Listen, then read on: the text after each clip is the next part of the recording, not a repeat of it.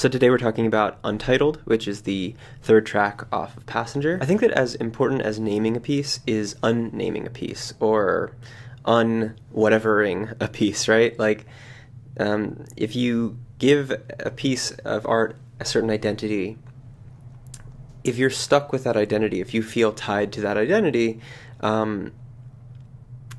does removing that tie or breaking that bond change the art in any substantial way? So the original name of this piece was Wilkes-barre, which is a line in the chorus. In the first chorus, it's "In Wilkes-barre, dawn's delayed arrival," etc., etc., etc. So where loom and rest chronologically are very general depictions of emotion and feeling, this piece was written to be a concrete, an abstracted, concrete portrait of an emotion, of a moment in time. So while I absolutely love writing in the surreal landscape of a feeling, the significance, or the successes of writing an abstracted, particular moment is like nothing else. To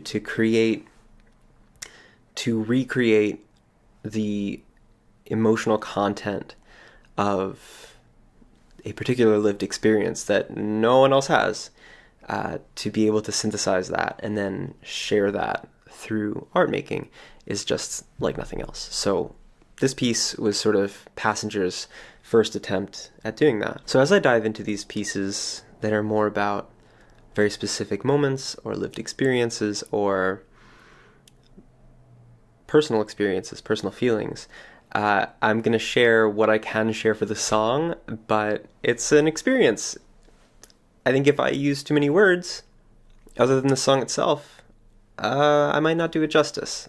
So I'm going to stay in the vein of the song and just talk in that way. So the sort of foreground moment for this song is a moment in which Claire and I were in different states, in different places, and had decided, had made the call that we needed to be able to rendezvous somewhere. And so we both jumped in our cars and we drove a bunch of hours each, and we met up in a town that we had never been to, in a motel on a highway in that town. It was a really hard trip for a lot of different reasons.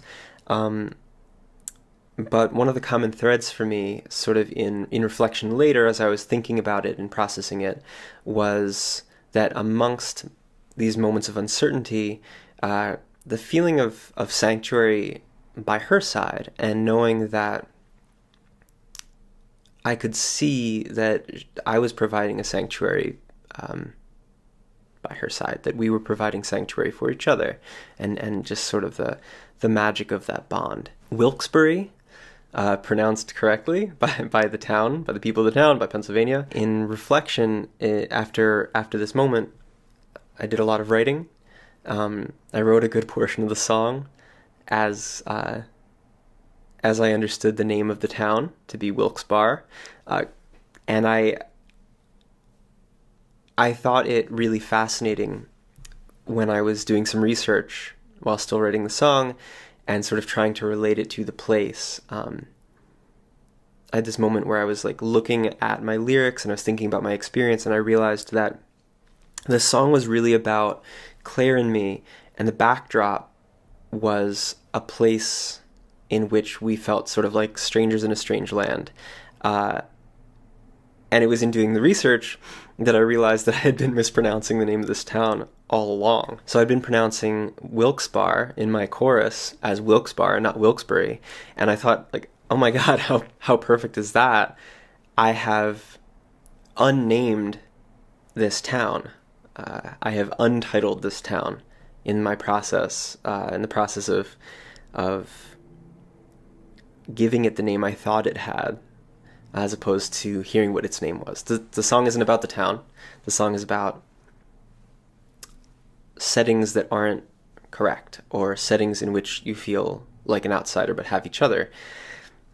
How perfect. Okay, so a moment of drama. So this is a pretty simple composition. It's sort of like a ballad. It's formed, verse, chorus, but throughout the song, the chords don't change. So really what's changing between an A section verse and the B section chorus is sort of like melodic content, or like the motif of the vocal line. The other thing that's changing is the incorporation of different instruments. So also fairly simple. This is guitar. Actually, I'll get to guitar in a second. This is piano, it's voice, it's slowed down piano, it's dirty cassette sounds, and it's guitar run through a granular processor. The intention of this song, sort of compositionally, was to create something in which I could just steadily build to create or to evoke the feeling of a crescendo, and then have the crescendo kind of drop out beneath you, or steady before reaching what you, the audience, expect to hear. And that's not with the intention of creating something to subvert expectations or to be a jerk. The idea was sort of to synthesize the feeling itself, right? I had these moments in these different moments in time where I kept expecting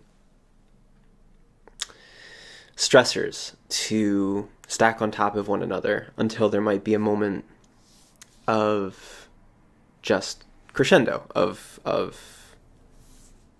collapse. And it never came because there was stability.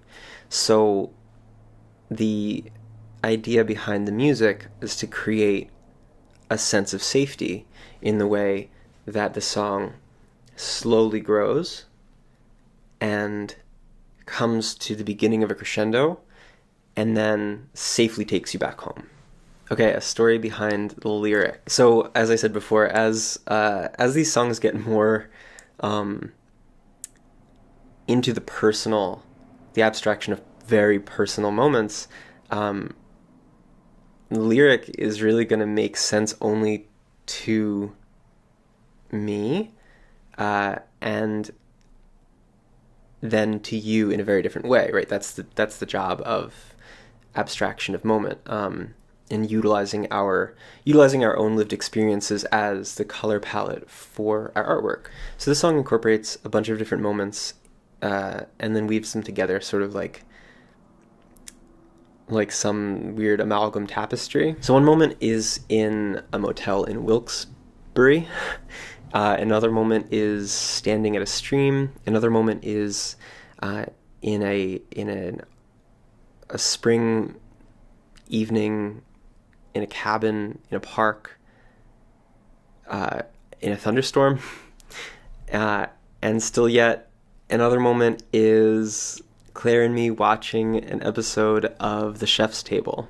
So I think that's the moment I'm going to talk about in terms of interesting lyric or interesting story behind the lyric. So the Chef's Table episode is about a Buddhist monk, Zheng Quan.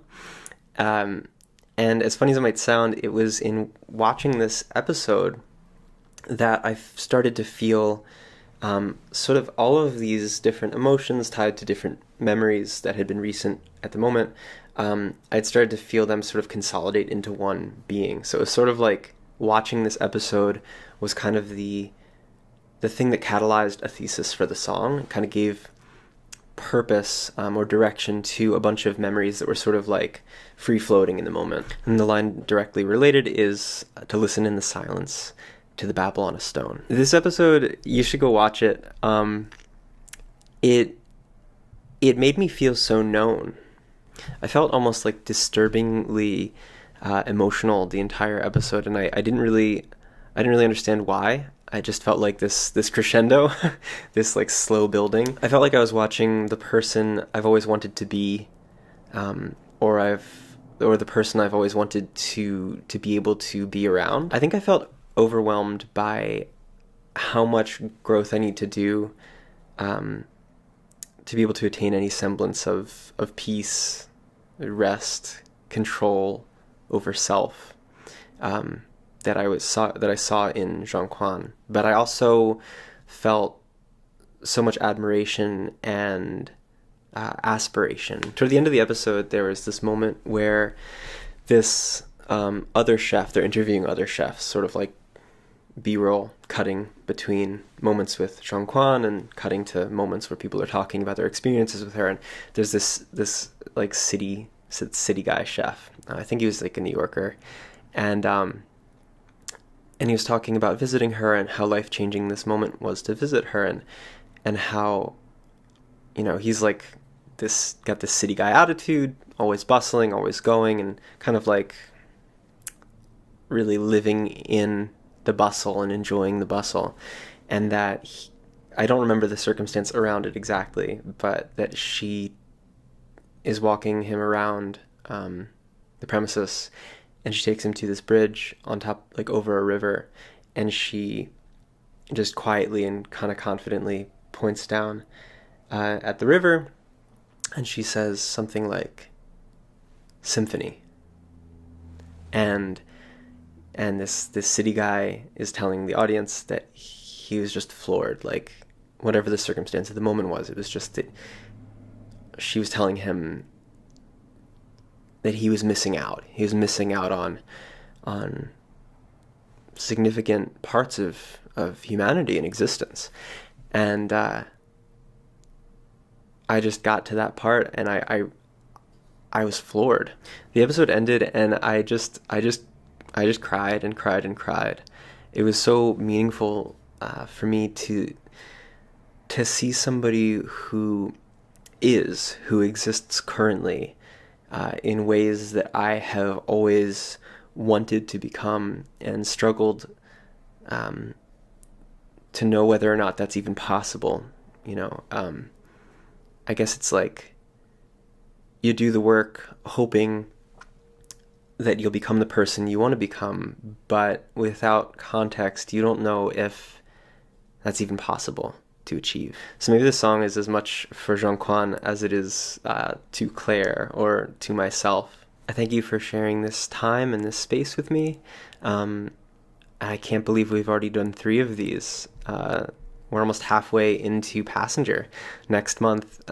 Maybe this was a good trial in terms of very complicated emotional lyric writing, because next month, we have Leviathan, which I think will probably be the longest video, the most complicated video.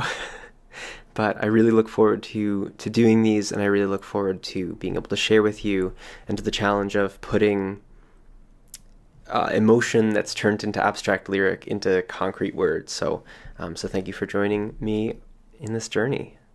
It's elucidating and so heartening. See you soon.